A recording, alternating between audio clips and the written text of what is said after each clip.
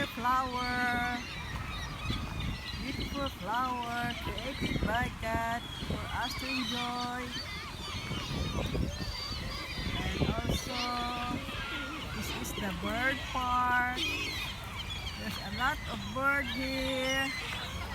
Duck and seagull. You see them? How amazing that is. They don't work, but the Lord feed them. You see, there's a lot here.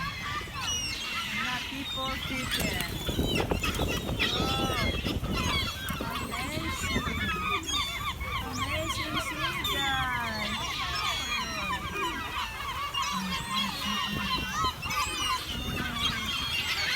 Seagull. They are tame.